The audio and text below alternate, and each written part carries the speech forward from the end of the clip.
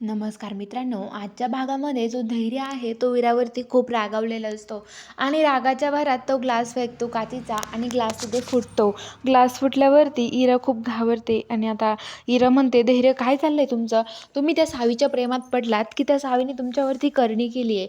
जेवढं तुम्ही तिच्यावर प्रेमाने बोलताय तिच्याविषयी, अहो तिचं नाव घेतलं की पहिले तुम्हाला राग यायचा, तिला तुम्ही वाचवायला गेला. धैर्य काय चाललंय धैर्य तुमचं? असं असं ती इरा म्हणते.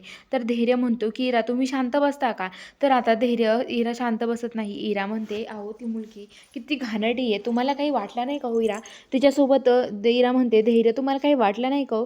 तिच्यात तुम्ही तिला वाचवायला गेलात. अहो त्या मुलीने काय केलं, तिच्यासारखी नाही आहे मी, त्या घाण मुलीसारखी, असं म्हणते. आणि आता लगेच जो धैर्य आहे तो इराच्या तोंडात मारतो आणि म्हणतो की इरा, काही बोलण्याआधी विचार करायचा, कुणाविषयी काही नाही बोलायचा. तर आता लगेच धैर्यवती म्हणते की धैर्य, अहो तुम्ही खरंच त्या मुलीच्या प्रेमात पडलाय, माझ्यावर रागावताय तुम्ही त्या मुलीमुळं. अहो जिच्यावर प्रेम करायचं तिच्यावर रागावता आणि जिच्यावर रागवायचं तिच्यावर प्रेम करता.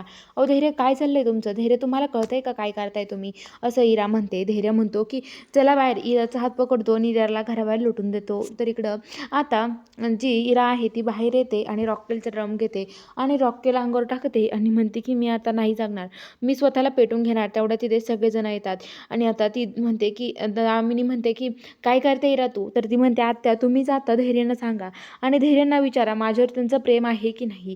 त्यांच्याकडून विचार करून घ्या, त्यांच्याकडून कबूल करून घ्या आहे की नाही, नाहीतर बघा मी काय करून घेईल स्वतःला, असं म्हणते.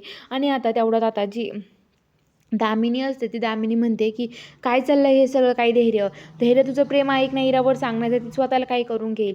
तर इरा लगेच काळजीपोटी पेटवते आणि ते स्वतःला पेटून घ्यायला लागते. तर आता धैर्य म्हणतो की धैर्य विचार करत राहतो. तर इकडं आता जी सावी आहे, सावी आता धैर्यच्या घरी यायला निघालेली असते.